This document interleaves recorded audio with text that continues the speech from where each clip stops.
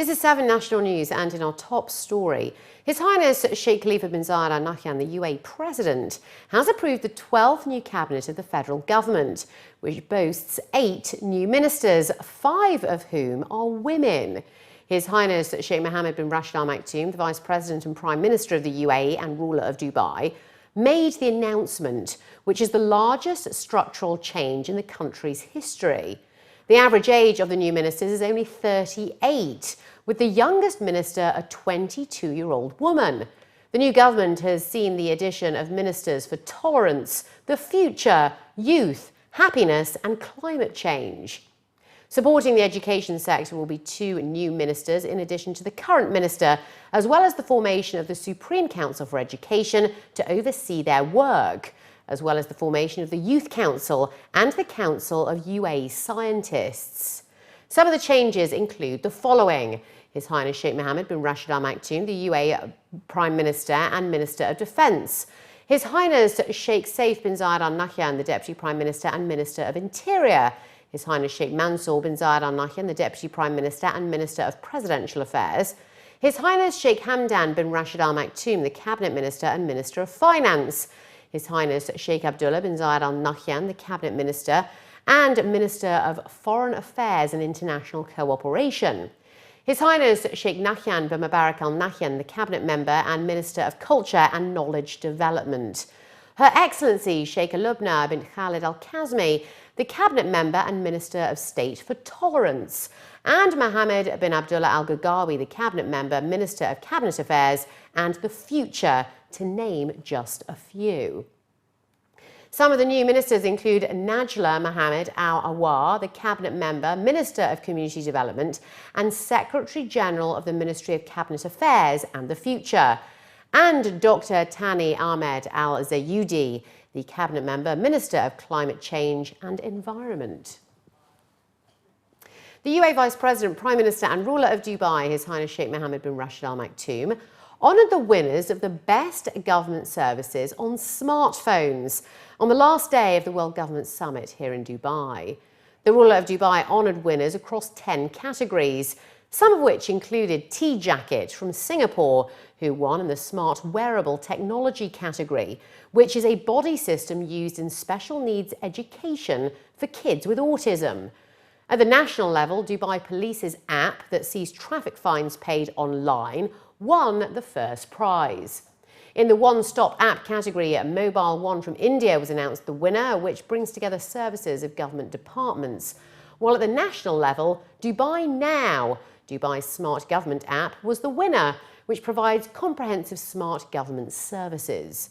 In the health sector, ForceFit from New Zealand, which prepares recruits for fitness tests, was the winner.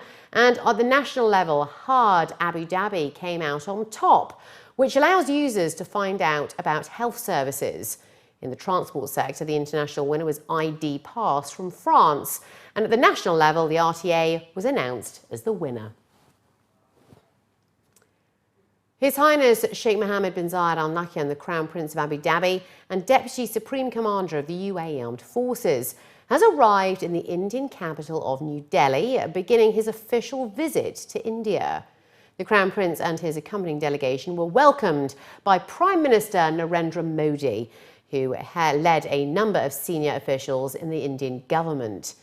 During his visit, the Crown Prince of Abu Dhabi is scheduled to hold official talks to help promote cooperation between the 2 countries. He is also due to meet with Indian President Pranab Mukherjee and other senior officials. The Crown Prince of Abu Dhabi is accompanied on his visit by His Highness Sheikh Hamdan bin Mohammed bin Rashid Al Maktoum, the Crown Prince of Dubai.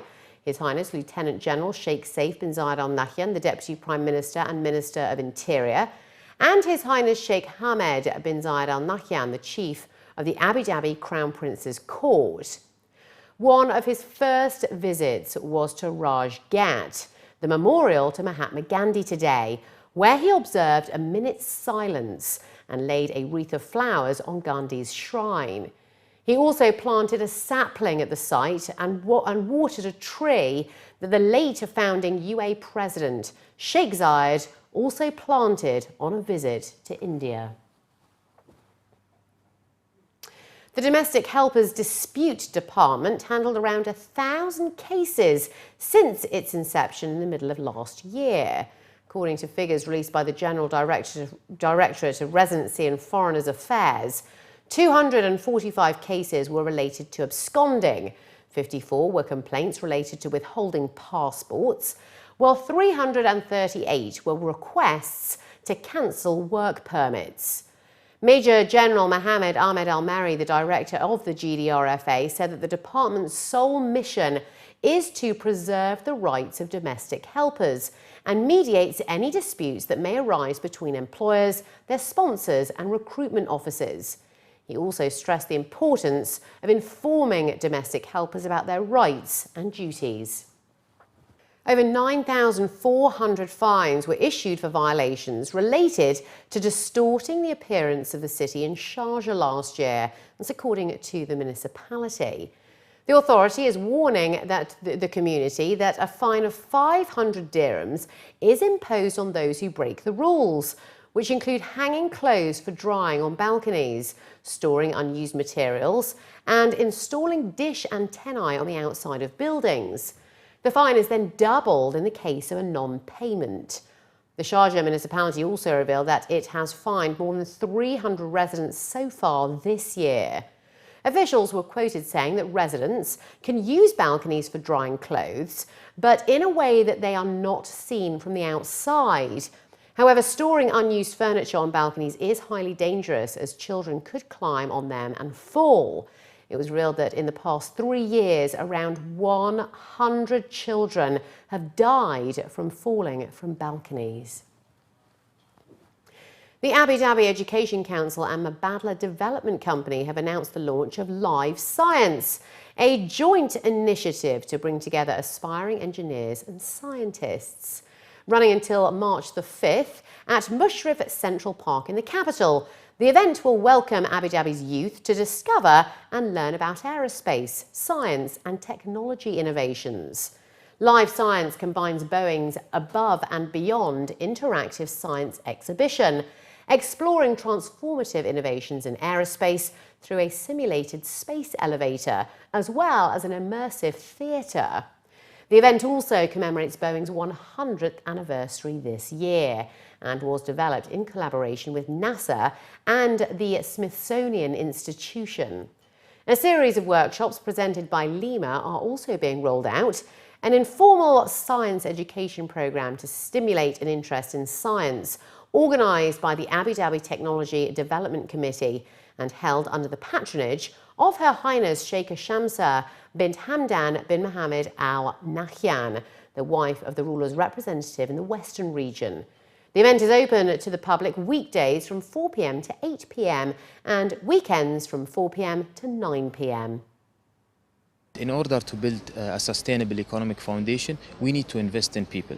This is what we are trying to do here, investing in the learning of young generation to understand new opportunities for them to grow and pursue careers, such as the aerospace industry, the aviation industry, and the space industry. This year is Boeing's centennial anniversary, in other words, the 100th year anniversary of the Boeing company. And we wanted to commemorate it in a number of different ways, and we're doing many different things. But one of the most important, and the one that we're doing internationally, is what we call the Above and Beyond exhibition, which you just saw in there. And this is designated or kind of designed for kids 7 to 14 years old. Although, you know, I'm much older than that, and I kind of like it, and I noticed that the adults were enjoying it as well. But what it's trying to do is to help inspire the next generation of aerospace engineers and folks who work in this sector. And finally, a cricket festival in the UAE is fast drawing to a close, with Pakistan Super League action now moving to Sharjah for the final stages. Sharjah Cricket Stadium, the oldest international cricket stadium of the country, is all set to host the T20 cricket competition, with a total of 8 more games set to entertain fans in the Emirate. A total of 5 teams are competing for the Shooting Star Trophy during the inaugural tournament, with a final match between the top 2 sides expected to be played in Dubai on the 23rd of February. The action in Sharjah continues with Karachi Kings taking on the Peshawar Zalmi on Thursday evening for the 10th match of the tournament, and fans can look forward to big names of cricket on the field. Representing the most populated city of Pakistan, the Karachi Kings will be facing some pressure from the large number of fans at the stadium, as they are ranked 4th despite a powerful performance in their opening games. The Quetta Gladiators remain on top of the table. However, the Karachi side looked eager to climb up the rankings during the training sessions. According to the players, the tournament has been a huge success, with valuable experience and preparations for the World T20 Cup next month. It is the biggest city in Karachi, but